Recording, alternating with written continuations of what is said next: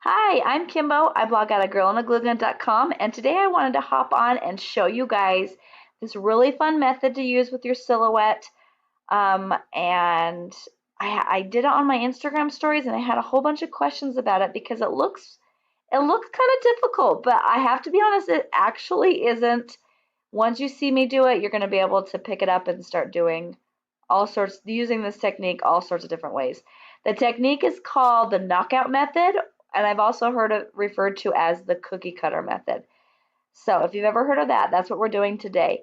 And what it is making two of one design. So you can cut this out of one color and then you can cut this out of one color. This is really great for layering. So glitter is really thick. The glitter heat transfer vinyl can't be layered on top of each other because of its thickness. So this is a great technique to use instead of trying to layer it on top of each other, get rid of any of the bulk. Kind of why it's called the cookie cutter method. So these are the cute shirts I just wanted to show you ideas. These are the shirts I made. This is the one that my daughter wore at Disneyland, but I wanted to show you how cute it is. All the different techniques you could do. I did my nephew's name with the basketball, their favorite sports teams, a mermaid. Lots of different options on how to do this. So let me jump in. First tip right out of the gate is fonts. So I did this one. This is the lemon milk font, and I just wanted to show you. This is kind of like a hidden Mickey. I don't know if that's the look you wanted, but the chunkier and bulkier the font, the better it's going to be. You want it really close together, and you just want it as solid as you can. It's not going to pop if you don't have a big chunky font. So I'm actually going to still use the lemon milk font, but I'm going to make a box first. And go over here, click lemon milk. Right, best day ever.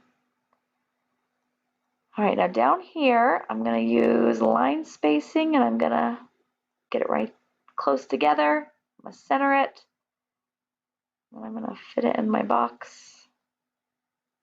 You can stretch it however you want it to look. You play around with it, get it good.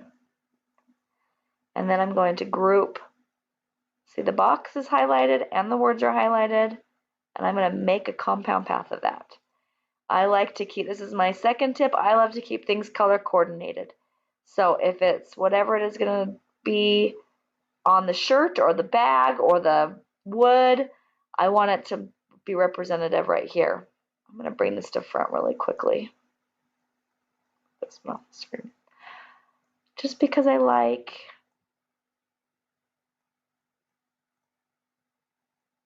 to see what I'm doing. Okay, you're just going to play around, get it where you like it. All right, I don't remember what tip we're on, but here's the next tip. You need two of these to make your project. You need this and this. I am going to duplicate this one more time because I like to have an original. I just pull it over here off the side because I want to make sure that in case I mess this guy up or I mess this guy up, zoom out a little bit, I have an original over here that I can go back to. Okay, so we're ready to dive in. Oh, another thing real quick. Once we've duplicated, you've got to be careful not to move anything. This Mickey has got to stay exactly in the same spot as this Mickey. So if I move these ears off to the side just a little bit, it's going to throw off the whole design. So once you duplicate, don't accidentally move this guy off. Be careful. All right, I'm going to highlight both of this. I'm going to go over here to the modify. It is a box with a circle in the corner. And I'm going to click crop. Okay, look, it's going to crop to the pink Mickey. Now, if you notice, each one of these is individual, which means if I try to move this, I'm going to lose a lot. So immediately I'm going to right click. I'm going to group that baby together. And like I said, I like to keep it color coordinated. There's my first. Now I'm going to highlight both the Mickey and the box, and without moving it, I'm going to go over here, and I'm going to click subtract on this one, and it's going to take away everything but. Once again, right click, group it so we don't lose anything. And guess what? That is it. Like I said, really not hard. So if you're putting this on a shirt, I take it off, I cut that out of black, I flip horizontal. Actually, I don't know if you have updated your designer or your Silhouette Studio, but when you send it, it actually has a little box down in the bottom that asks, hey, did you want to mirror this? So I think that's really cool. I still flip horizontal all the time because, 5 years of doing this has trained me. Anyway, you're going to cut this out of black, and then you're going to pull it off, and then you're going to put this one on, cut that out of pink, pull it off, and then you can iron it on. Another quick tip, more of a do not do warning, because I did it. I made these shirts the day of our Disneyland trip, and I accidentally messed up with the sizes. I cut this, and then when I went to move this Disney ear, I kind of dragged it a little bit. It was actually the castle. I dragged it. So what happened was I had this, and then when I went to, and I weeded it, I cut it out and weeded it. I didn't even realize I did it.